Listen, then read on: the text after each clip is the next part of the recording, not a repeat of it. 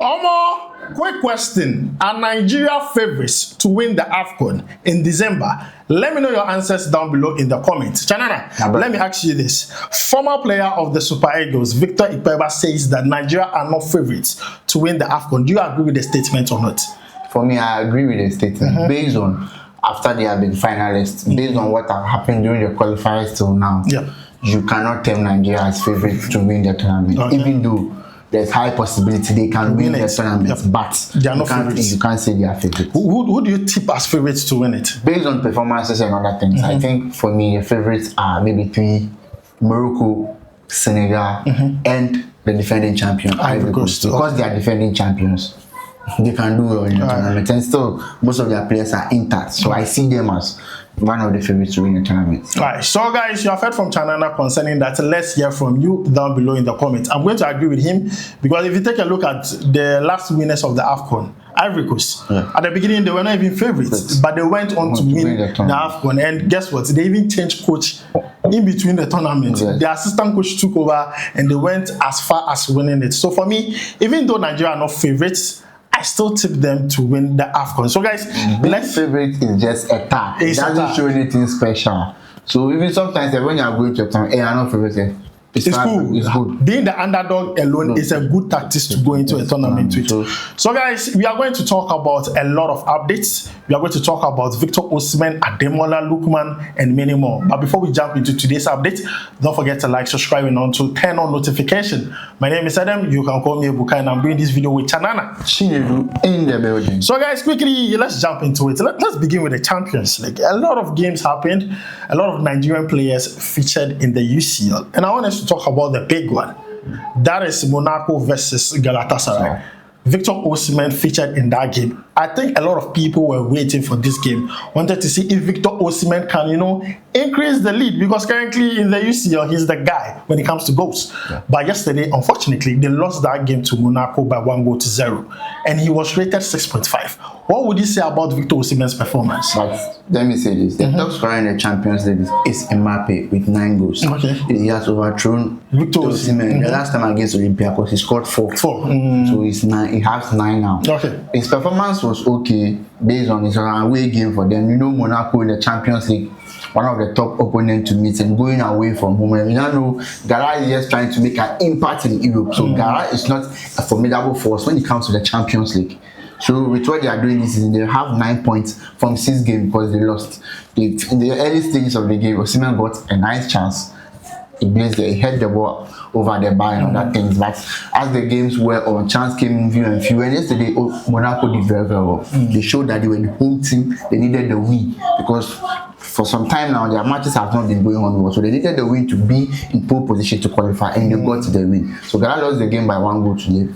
But Osimhen's performance was okay. We're just happy that he stayed away from injury and he got some minutes for himself. So it is a build up for me because we're happy to see him playing, because our agenda, I would say our agenda is winning the AFCON. So whatever happens now, we're just hoping that it's shaping him in time for the AFCON. Do you think Gala is becoming a one-man team, like an Osimhen team? If Osimhen does not see the game or does not play to his best in the game, he affects the entire team.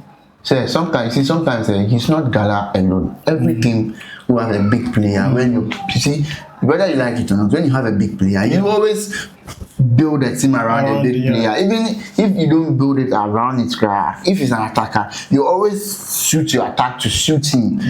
Arranging things so that he will enjoy most of the service, or he will be the finished product. So it's not Gala alone, it's everywhere. Look at Real Madrid today; they are sweating over Mbappe because his probability that he will not be playing. So they had to wait for a fitness before they release this. You see, that should tell you that Real Madrid, they are classic players, but Alonso has made this team that Mbappe will be the one to enjoy the final delivery or everything. So he's sweating over Mbappe. And what I'm not happy about is Osimhen has lost his record. He didn't score. So now that record is the 7 games has come to an end. But he's still a record for Galatasaray. He was aiming to break Cristiano Ronaldo's record of 11 consecutive games which for me, I know it was highly impossible, but he did very well. For 7 consecutive games in European football, he has scored a goal. So that's nice. Alright, so guys, the reason why I asked Shanana that question when it comes to building a team around Victor Osimhen or having a one-man team Victor Osimhen, because we have seen what has happened to Nigeria, and even when Victor Osimhen does not play for Galatasaray, we all see what happens to the team. Now, Tijani Babangida, former Ajax player, former player for Nigeria, had a few things to say concerning the whole Victor Osimhen being the center or playing around Victor Osimhen. He's trying to say that Nigeria needs to start having a solution concerning that before they go to the AFCON. Now, this is what he said exactly, and I want to read. He says that it is dangerous that it appears that the Super Eagles is built around Victor Osimhen. It was when Osimhen was removed in the beginning of the second half against Congo that the team started to struggle, and this is very bad.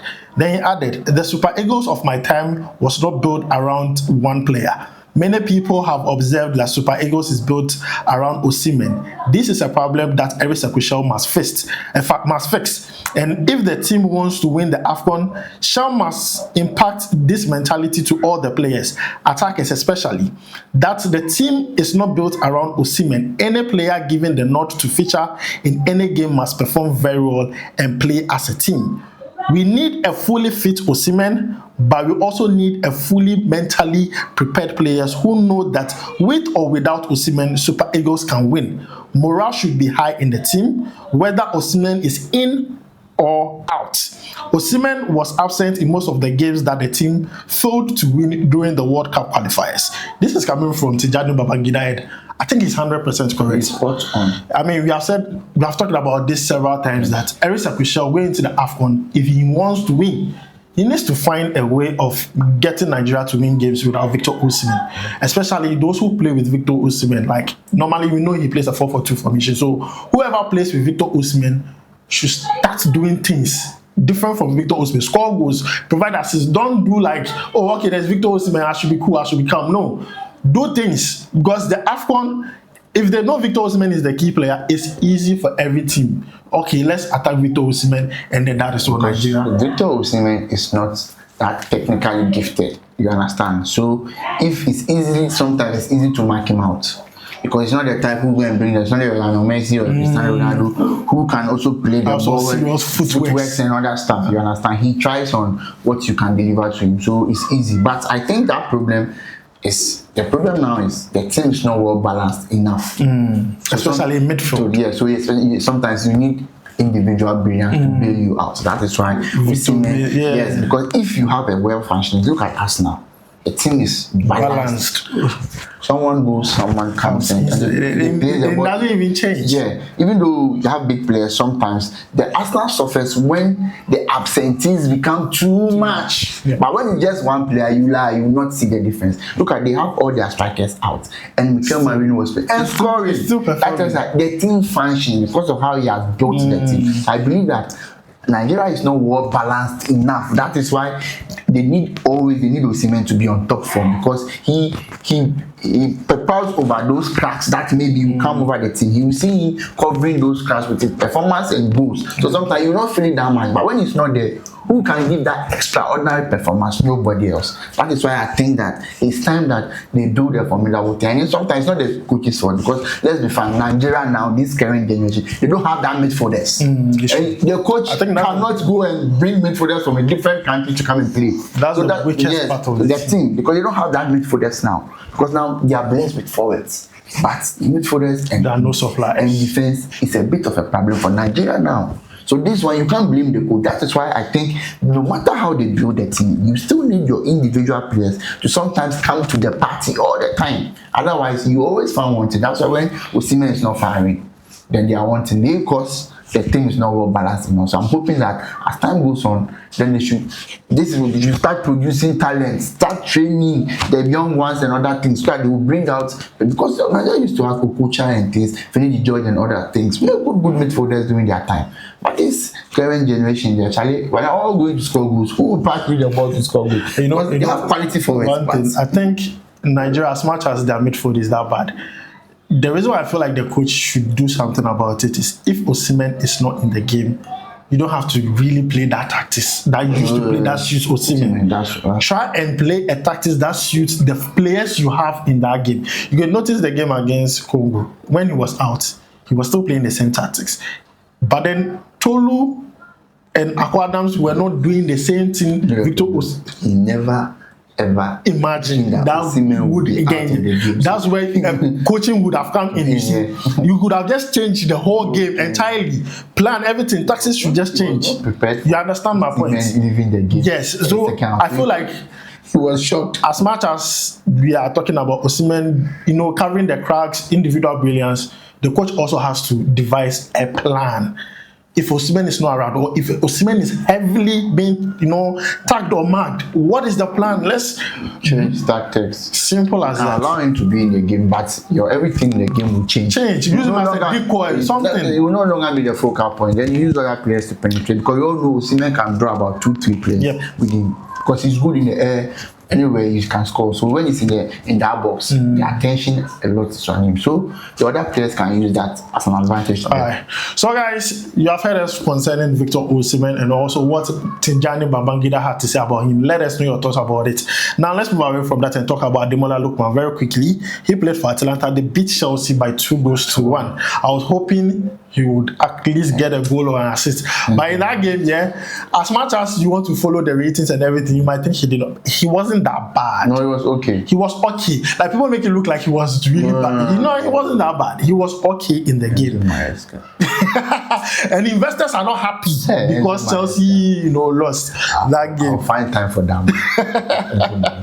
So, but the thing is, I'm happy for Ademola Lookman because it looks like he's happy again playing for Atalanta in the UCL and everything under the new coach. I'm very happy. After the game, the new coach said a lot of good things about him. But I just want to read exactly what former Ghana manager Claude Leroy had to say about Ademola Lookman finding his happiness and footing again, especially heading to the AFCON. Now, this is what he said. He says that Lookman, when he comes back to Nigeria national team, is not quite the same player anymore. We get the impression that in the last few matches with the club, he is starting to get a little bit comfortable. We are starting to see him again in certain place, and he's finding life a little bit easier. So yes, Nigeria remains one of the favorites for the AFCON after Morocco.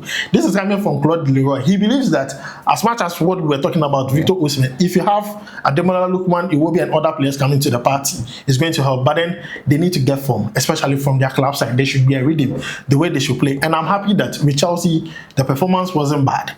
And he's coming to the AFCON. I think by this weekend, most of them will play their last game on Saturday, Sunday. So most of them will be arriving in camp, let's say on Monday. You understand? So for me, it's good. And Claude Leroy was not wrong. At the beginning of the season, we also hit. Yeah, he wasn't happy and other things. Wasn't happy. The affected performance for Nigeria, it was bad. Palladino, and it's like he came. Now I say that. You see, Palladino lost Osimhen. Sorry, lost Lookman. Wants him to play, but the other coach, he just used Lookman because Lookman was a big boy. He couldn't drop him. But Palladino just told Lookman, "No, I want you to do this for me." That is why he realized that Lookman is enjoying football again. So guys, this is it with Ademola Lookman. Let us know your thoughts about it. I feel now he's coming into his groove again, and it's going to help Nigeria at the AFCON. We also him the last AFCON. He was deadly. He was another player all over. Like, I'm just happy he's just getting his groove. Deadly voice. Yes, that's a movie. So guys, let's move on to another interesting topic. We are hearing that Eric Sakushel has not been paid for 3 months. NFF. That party can do this, so please, we should give him his money. But no, the thing is, he's not even complaining. They find him someone that smoke can come from his head. You know what you pay him his money. No, but NFF, you need to pay Eric Sakushel. Look, they're going to a tournament. You want the coach to be motivated. Nothing motivates like a coach or a player than money. No. Please don't bring patriotism in this one. He has worked. Pay him his money. Yeah, just pay. Why people doing like that? Like, it's too much. That guy will come on smoke. I mean, when I heard the news, I was really not happy about it. I think he needs to be paid before the AFCON. You don't want another crisis, another strike. There's something about money. You say he's not complaining. Before you someone will go and say something to trigger him. Before you realize the tournament will be in smoke. Yes. we already saw what happened during the World Cup qualifiers. We don't want a situation where you were asked, what is the situation? What is happening? Instead of concentrating about football, training, the next game, tactics, and all that. The whole problem is go and be fighting over money. We shouldn't be money. Nigeria, NFF, I beg you, we don't want to waste too much time on this. Pay Eric Saprisha so he can do his work. Give him money, please. He has a family. He's doing his work. He's a family head. But please. He's a family head. Yes. Pay him so that he can feed his family. I beg. Otherwise, you will see. Now let's move away from that and talk about an interesting update. Now, Rafiu Dursimi, who plays for Victoria Pleasant, what we are hearing is that a lot of clubs in Europe are interested in the player. One, Fulham. And I don't know why Fulham are attracted to Nigerian players like that. Already they have 3. Marco Silva really likes Nigerian players. Already they have 3 there. I don't know what you are going to say about that, but then let me finish the teams. West Ham, Brentford, Burnley, they are all interested in this player. So far, he has scored 12 goals this season. They are not going there. So far, he has scored 12 goals this season, and he's been, what we hear, is being valued around 6 million. You understand? So for me, I took a look at all the teams that are interested in him. I think I think our mind will go. You just say your option. For me, I will not mind if he goes to Brentford or West Ham. Yeah, I want West Ham because they are lacking for it. They are lacking for it. But for a team like Fulham, I think they have. He goes there, and I think he starts from the bench. You understand? And they have too many Nigerian players, and you don't want to risk that. And so I feel like West Ham or Brentford. West Ham, they are struggling now, and they are struggling. It's too bad. See, if the receiver goes there, he's starting straight. Their team is very narrow. They are suffering. The coach is just doing magic by force magic. See, West Ham, the guys are suffering. They are suffering. See, sometimes when you watch their team sheet and you realize that, it's too bad. It's too bad. That team is very, very shallow. That's why kudos to Mohamed Kudus for leaving this. Otherwise, we have been wallowing with regrets. Oh no, this team is suffering. The team is really bad. I think the team needs to recruit good players. They didn't do their things well when things were going on for them. You won 1 cup and you think all of a sudden you think you're an elite team wanting to play sweet football, and you went and brought in Lepetegi. Lepetegi was just playing players out of position, trying to create. That was where the problem. They're going to start off and other things, and before you realize this team, they don't even know the identity anymore. And now they've brought in Marco Silva. Sorry, they've brought in Esperanto, who plays like what David Moyes used to play. But now most of those players are gone. So now the team is very sure your coach is suffering. If anyone complains about Espirito, that person is just like he wants that guy to use his blood. That's all, because the guy is suffering. But I think Rafi Durisimi's West Ham, it won't be bad. He will get chances. See, I just want him to go to a team. Sometimes forget about the team. Fulham, they are all the same pedestal. You not win anything over there. You just once in a while that you can win something. Like you just perform very well, then you go to a better club. So go to where you always get opportunity to play. Don't go to a club that maybe it's like Tottenham. See, their name just seem big. They will not achieve nothing. Zero performance. You see, but because Tottenham is part of the big 6, so sometimes going there, you think you've made it. Sometimes it's just like that because they will not win anything. So sometimes when you pick those West Ham, Brentford, choose them based on how you are going to play. Check your and see. Oh no, when I go here, I'll get a lot of time to play. Sometimes forget about. Sometimes maybe some 10,000, 20,000 different pounds. Don't watch that side. You can go and take that money and to bring your career back. But you can go somewhere who maybe you forfeit 70,000 and go for 50,000. But in the next 2 seasons, you'll be taking 150, 200,000 because the performance here will go a long way to help you. But you go to a place that you not get playing time, and after not getting playing time, you think somebody will pay more than 70,000. You come back. So sometimes the players, when you are making a decision, sometimes check your future and other things first before the money. The money will surely come. All right, so guys, let's move away from that and talk about our last transfer update. This has to do with Sani Suleiman. Now, Sani Suleiman was part of Nigeria's under-20 team that played the under-20 FIFA World Cup. He did very well. Nigeria were eliminated in the round of 16. It's fresh in my memory, though. That tournament was played in Chile. Now, what we are hearing is that the player who currently plays for AS Tristan is attracting interest from big clubs. Chelsea, Tottenham, Middlesbrough. Middlesbrough. Yes, Sani Suleiman. He's 19 years of age. He's an attacking midfielder. Tennessee is Slovakia.